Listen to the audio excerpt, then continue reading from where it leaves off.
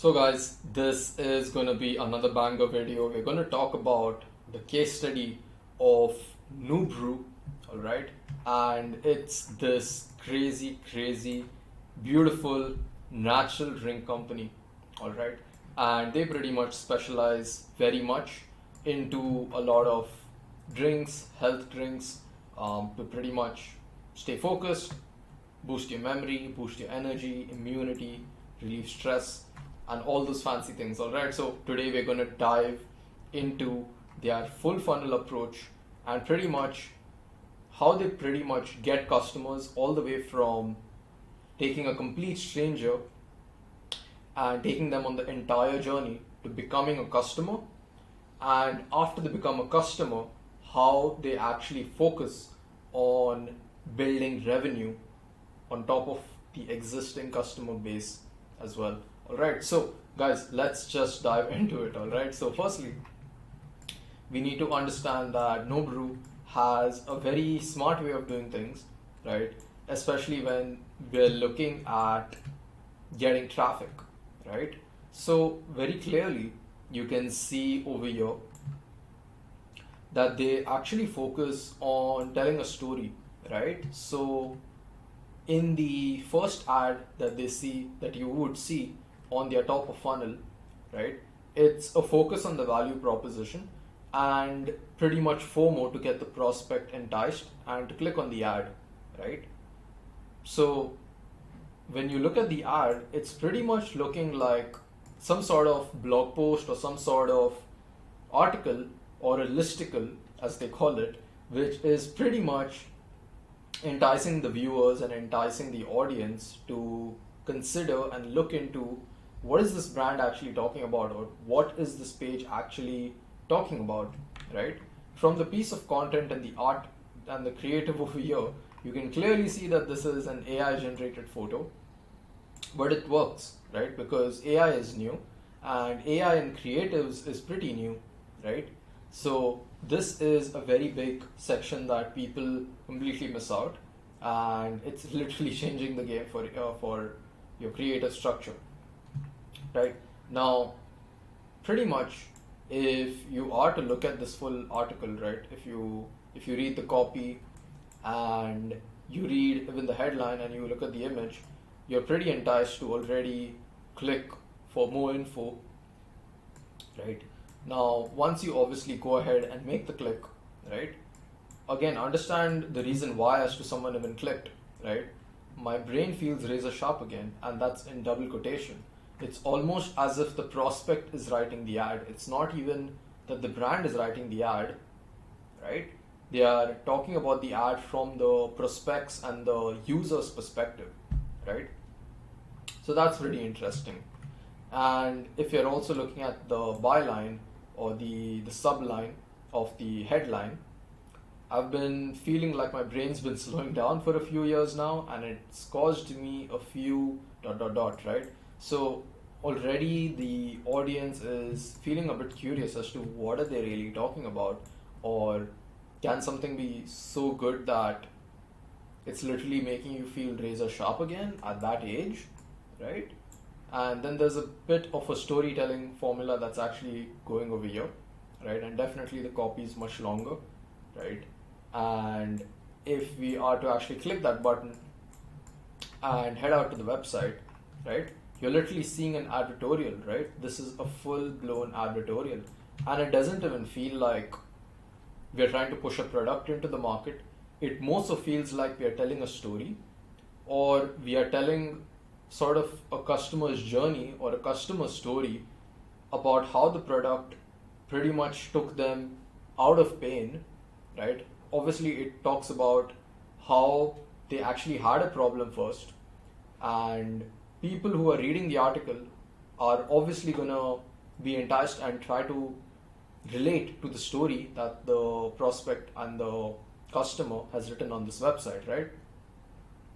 Now, how a British engineer used this strange new smart powder to feel like he got his brain back, right?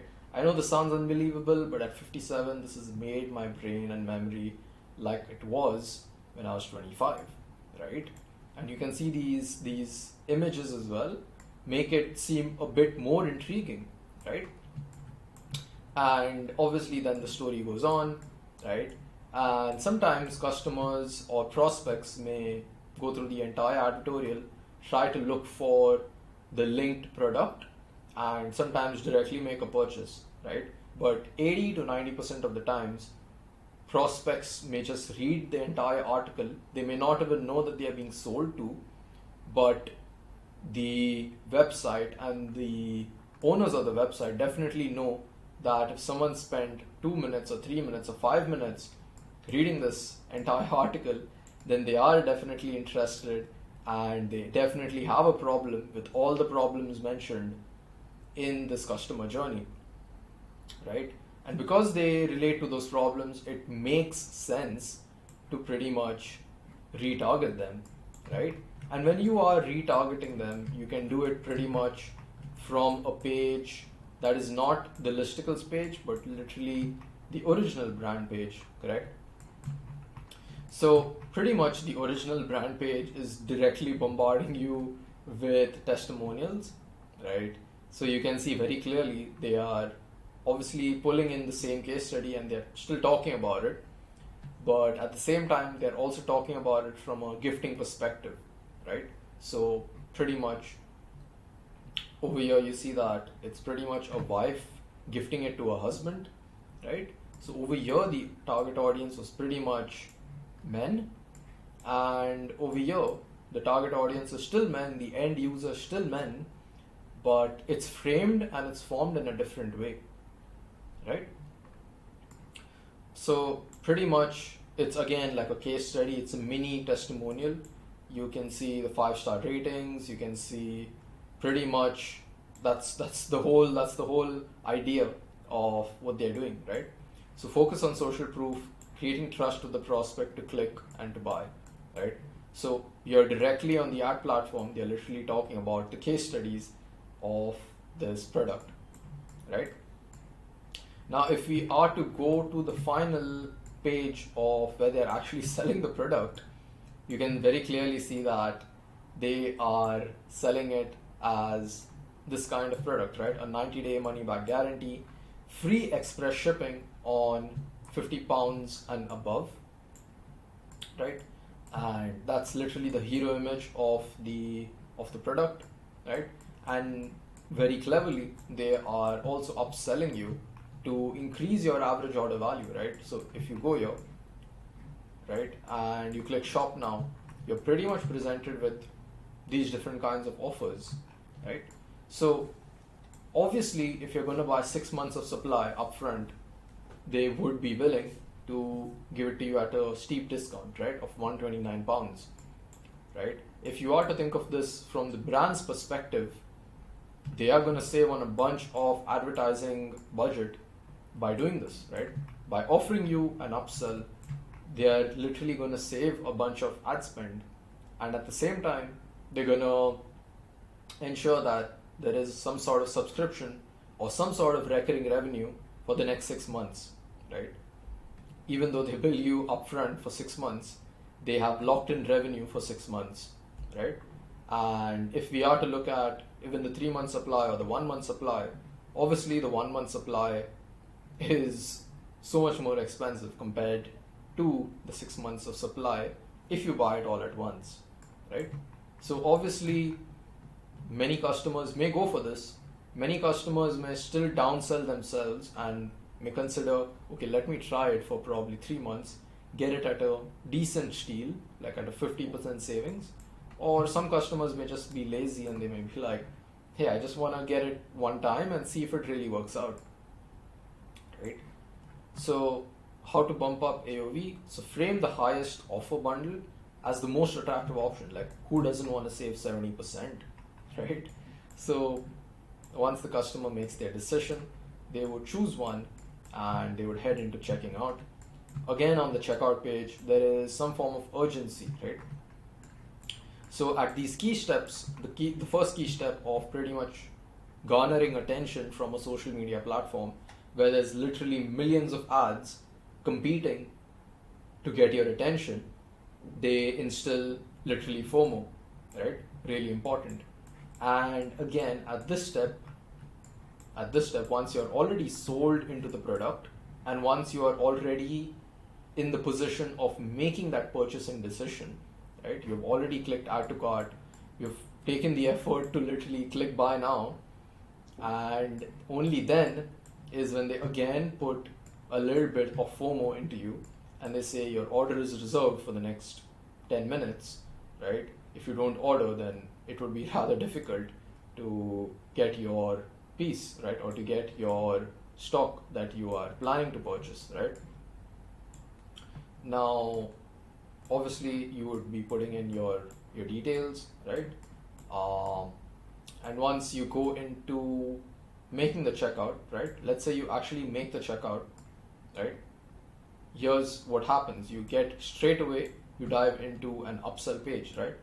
Once you place your order, you straight away go into an upsell page, and these are all designed to literally increase your AOV, increase the average order value. Because if a customer is in the purchasing decision mode and they're ready to make a purchase, right? They've already made up their mind to, let's say, spend £100 or £200, right? Does it really matter if they're going to spend another 200 or another £100? Not really, because they're already in the mood of making a purchase, right?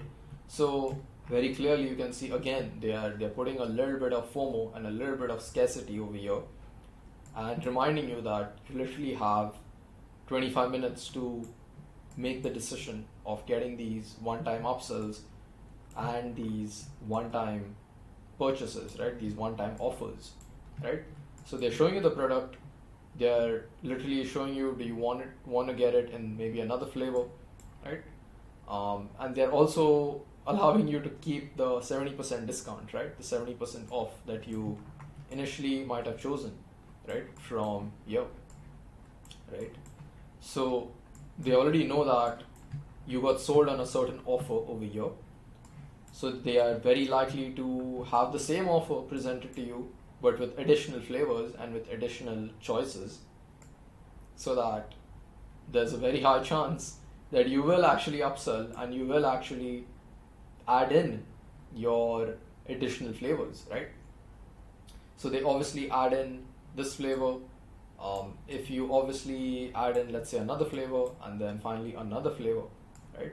So once you have completed all three, or let's say you do not approve of all three, only then you are finally billed with the final amount on the last page, right? That would pretty much be your order confirmation page, correct? Now, let's say someone didn't purchase, right? Let's say someone reached this page and even due to all the FOMO, they might have just put in their name, email, and they did not purchase. They did not even hit the purchase or the pay button, right? So this would pretty much be the abandoned checkout mail. Even in the abandoned checkout mail, you can see very clearly how they are actually talking about the authority, right? So the authority built over here, so it's literally Martin. Martin is the founder of this company, right? And he's literally reaching out to every customer. Obviously it's not him, it's an automated sequence, but when it usually comes from the founder, right, it comes off as higher authority, and because of that, conversions are higher, right? So this email is definitely converting super high, right? And you can see here, so I wanted to ask what's more important to you, having energy or having good health, right?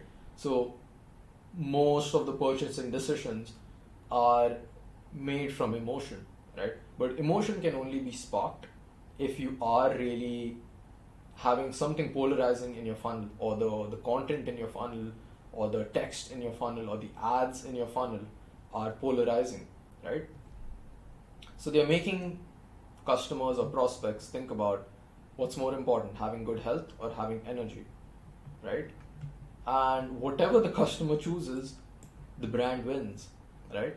They're not asking the customer, do you need us or do you not need us? They're asking the customer, which one do you want? Because either ways, they provide both, right? So obviously they're relisting all the benefits that you would receive, and let's say the customer does decide to make that purchase again. They finally go back to the checkout page and go through the full purchasing. So guys, that was actually the full case study of Nubrew, right? And I hope you guys loved this one, and we will be coming out with a couple of more case studies, so stay tuned, subscribe if you haven't,